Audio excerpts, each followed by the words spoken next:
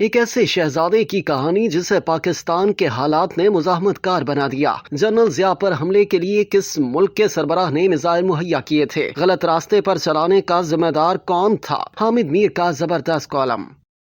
حامد میر اپنے کالم میں لکھتے ہیں کہ اس نے ہمیشہ شہزادوں جیسی زندگی گزاری، پاکستان کے بہترین اسکولوں میں تعلیم حاصل کی۔ وہ برطانیہ کی آکسفورڈ یونیورسٹی میں پہنچا تو کلاس فیلوز نے اسے پرنس کہنا شروع کر دیا۔ کسی نے سوچا بھی نہ تھا کہ پاکستان میں سیاسی حالات بدل گئے تو یہ شہزادہ ایک دن مزاحمت کار بن جائے گا اور ریاست اسے دہشت گرد قرار دے گی۔ اس شہزادے پر بغاوت، قتل اور دہشت گردی کے کئی مقدمات قائم ہوئے، لیکن ریاست کسی بھی مقدمے میں اس شہزادے کو سزا نہ دلوا سکی اور پھر ایک دن یہ شہزادہ الیکشن لڑ کر اسمبلی کا رکن منتخب ہو گیا۔ کچھ ہی عرصے کے بعد اس شہزادے کو پولیس مقابلے میں قتل کر دیا گیا۔ قتل کے فوراً بعد ایک کتاب شائع ہوئی جس کا نام تھا دہشت گرد شہزادہ۔ آپ سمجھ گئے ہوں گے یہ کتاب میر مرتضیٰ بھٹو کے بارے میں تھی اور لکھنے والے کا نام ہے راجہ انور، جو کابل میں دہشت گرد شہزادے کے ساتھ مل کر کافی عرصے تک پاکستان میں جنرل ضیاء الحق کی فوجی حکومت کے خلاف مزاحمت کو منظم کرنے کی کوشش کرتے رہے۔ راجہ انور کی یہ کتاب ایک ایسے شہزادے کی کہانی ہے جس کا نام تو بدلتا رہتا ہے لیکن اس کا کردار نہیں بدلتا۔ ہر دور میں ریاست کی پالیسیوں کے رد عمل میں ایسا کوئی نہ کوئی کردار ضرور سامنے آتا ہے اور پھر ریاست اسے دہشت گرد قرار دے کر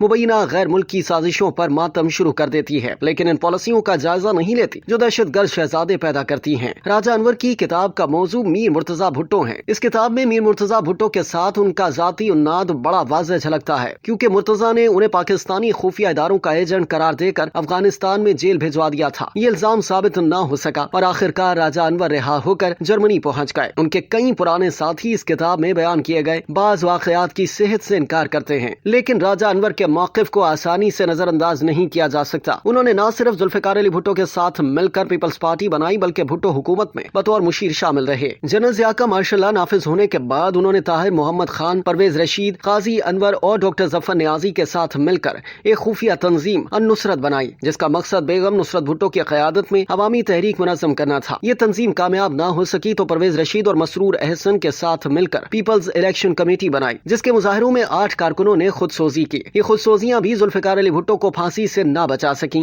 بھٹو کی پھانسی کے بعد میر مرتضیٰ بھٹو انتقام کی آگ بجھانے کابل پہنچ گئے اور راجہ انور ان کا ساتھ دینے کے لیے جرمنی سے کابل آئے۔ سیاسی کارکن جذبات کی روح میں بہ کر مسلح کارروائیاں شروع کر دیں تو ریاست کے لیے انہیں غدار اور دہشت گرد قرار دے کر ختم کرنا آسان ہو جاتا ہے۔ ریاست خوف اور شک کا ہتھیار استعمال کر کے انہیں آپس میں لڑاتی بھی ہے۔ یہی راجہ انور کے ساتھ ہوا جو بیگم نصرت بھٹو اور محترمہ بینظیر بھٹو کی تقاریر لکھتے لکھتے انقلاب کی تلاش میں کابل پہنچے اور میر مرتضیٰ بھٹو کے شکوک و شبہات نے انہیں پل چرخی جیل پہنچا دیا۔ 1981 میں میر مرتضیٰ بھٹو کے ساتھیوں نے PIA کا طیارہ اغوا کیا تو راجہ انور پل چرخی جیل میں تھے۔ اسی جیل میں ان کی ملاقات ہائی جیکنگ کے مرکزی کردار سلام اللہ ٹیپو سے ہوئی۔ ٹیپو بھی مرتضیٰ کی مرضی سے جیل پہنچا تھا۔ اس پر اپنے ایک ساتھی پرویز شنواری کو قتل کرنے کا الزام تھا۔ سلام اللہ ٹیپو نے 1982 میں جنرل ضیاء الحق کو دہلی میں حضرت نظام الدین اولیاء کے مزار کے قریب ایک فوٹوگرافر کے روپ میں قتل کرنے کا منصوبہ بنایا تھا۔ اس مقصد کے لیے اسلحہ اور بم پرویز شنواری نے مہیا کرنا تھا۔ شنواری یہ کام نہ کر سکا جس پر مبینہ طور پر ٹیپو نے کابل واپس آ کر شنواری کو قتل کر دیا۔ شنواری کے قتل پر پورا شنواری قبیلہ بھڑک اٹھا۔ ڈاکٹر نجیب اللہ کی حکومت نے ٹیپو کو گرفتار کیا اور کچھ عرصے بعد اسے سزائے موت دے دی۔ راجہ انور کی کتاب میں جنرل ضیاء الحق پر سام میزائلوں سے حملے کا ذکر بھی ہے۔ یہ میزائل میر مرتضیٰ بھٹو کو یاسر عرفات نے مہیا کیے تھے۔ اس منصوبے کے ایک کردار آصف بٹ ایڈوکیٹ نے اپنی کتاب کئی سولیاں سرے راہ تھی میں جنرل ضیاء پر سام میزائل کے حملے